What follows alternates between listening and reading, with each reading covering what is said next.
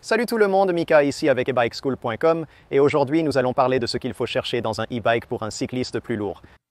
C'est une question que je reçois tout le temps et c'est un sujet assez important car il y a tellement de différents e-bikes là-bas, mais il y a des exigences très spécifiques pour les cyclistes qui sont à l'extrémité la plus lourde du spectre. Voici ce qu'un cycliste de forte corpulence devrait rechercher dans un vélo électrique. Tout d'abord, quand nous parlons d'e-bike pour les cyclistes plus lourds, nous parlons de quelque chose au-dessus d'environ 275 à 300 livres environ, ou environ 140 kg. Presque tous les vélos électriques vont être classés pour au moins environ 250 livres ou quelque part autour de 120 kg environ. Un minimum absolu pour presque tous les vélos électriques est de supporter des poids allant jusqu'à 275-136 kg environ. Au-delà, il faut regarder des exigences très spécifiques. D'abord, discutons de divers cadres. En général, le style de cadre plus robuste se trouve sur des vélos qui ressemblent à des vélos tout-terrain, des vélos d'aventure, des vélos de cargaison, des vélos utilitaires. En général, vous allez vouloir éviter les types de vélos plus légers et plus efficaces. Et donc, nous parlons de vélos de route, voire de certains vélos de fitness qui sont vraiment conçus pour perdre du poids. Ils peuvent être équipés de composants moins solides, pas idéaux pour des poids plus lourds. C'est ce qui arrive quand on essaie de rendre ces vélos le plus efficace possible. En essayant de gagner quelques grammes, on finit par avoir une résistance réduite du cadre et des composants. Même les pédales peuvent avoir des axes plus étroits, j'en ai déjà vu. Les pédales peuvent se cisailler sous de lourdes charges, même sur les vélos de route. C'est un point à surveiller. Qui ont des selles conçues pour être extra légères peuvent avoir des rails plus étroits et vous pouvez voir des défaillances de ces pièces. Donc généralement, vous allez regarder les types de vélos plus robustes qui sont conçus non seulement pour les cyclistes plus lourds, mais plus spécifiquement sont conçus pour des types de conduite plus lourds. Donc impact les vélos de montagne qui sont conçus pour vous savez frapper des racines et sauter légèrement, ces sortes de choses. Les vélos cargo qui sont conçus pour transporter de lourdes charges, les vélos utilitaires qui ont beaucoup de cycles sur eux.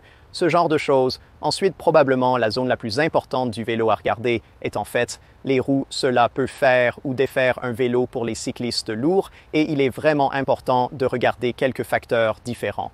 La première chose va être le volume d'air. Je recommande généralement pour les cyclistes plus lourds que vous optiez pour un pneu plus grand. Vous n'avez pas nécessairement à opter pour un pneu gras comme le Sea-Rusher ici, bien que le volume d'air plus grand soit définitivement utile pour les cyclistes plus lourds, car il aide à protéger contre les crevaisons. Par pincement, c'est là que vous frappez quelque chose de plutôt tranchant comme le bord d'un trottoir ou juste quelque chose qui a un peu d'angle et ça pince la chambre à air à l'intérieur du pneu et ça crée ce qu'on appelle une crevaison par morsure de serpent où vous obtenez deux petits trous où la chambre à air a réellement été pincée contre la jante. Donc avec plus de volume d'air dans le pneu, il est plus facile d'éviter ces situations. Cela rend également le vélo plus confortable et réduit les impacts sur le vélo.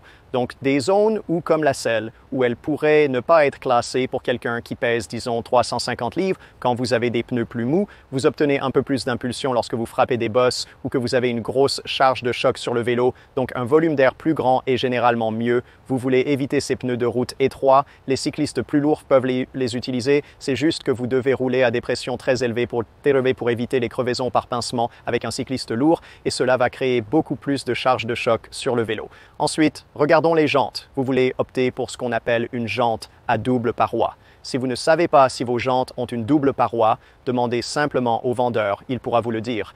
Les jantes à paroi simples se trouvent généralement sur des e-bikes très bon marché et donc tant que vous regardez quelque chose au-dessus de 12 à 1500 $, vous ne verrez probablement jamais de jantes à paroi simples. Ensuite, vous voulez regarder les essieux. La plupart des e-bikes dans la partie inférieure de la gamme de budget vont avoir des attaches rapides. C'est ce que ce vélo a ici et celles-ci sont bien pour la conduite quotidienne, mais elles ne sont pas géniales pour les impacts élevés ou les cyclistes sérieusement lourds. Et surtout, quand ces deux choses se combinent mieux, serait ce qu'on appelle un essieu traversant qui passe réellement tout le chemin à travers le moyeu de la roue. Et cela crée une connexion plus forte avec le vélo lorsque c'est possible. Cherchez des essieux traversants. Non seulement c'est mieux pour les cyclistes plus lourds, mais c'est aussi une indication que c'est juste un vélo mieux spécifié. Il va généralement venir avec de meilleurs composants qui sont mieux capables de supporter des cyclistes plus grands. Ensuite, nous allons regarder les freins. Généralement, vous allez regarder les freins à disque.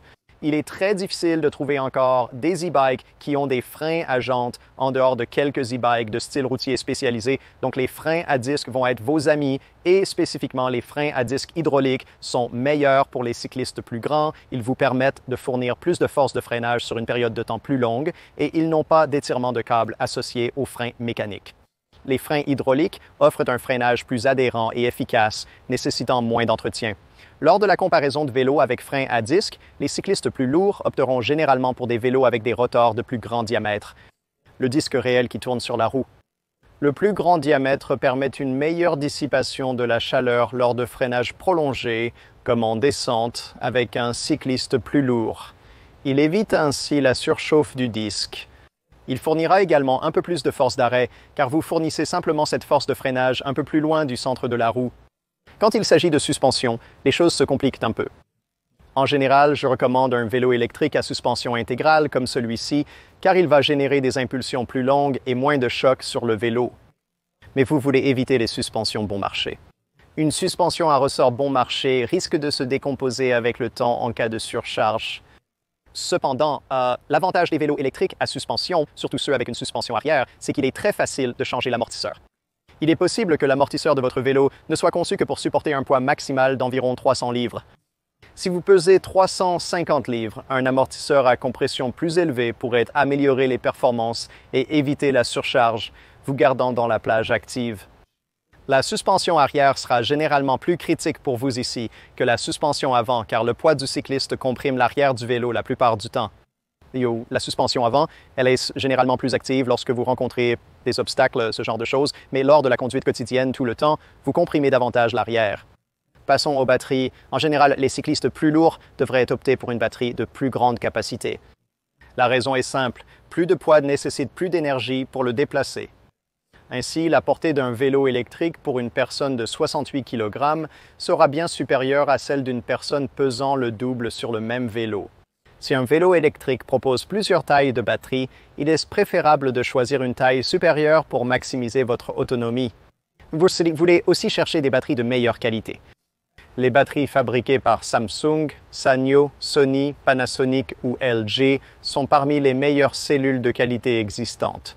Si vous voyez l'une de ces marques, c'est probablement une bonne batterie, pas fabriquée avec des cellules sans nom.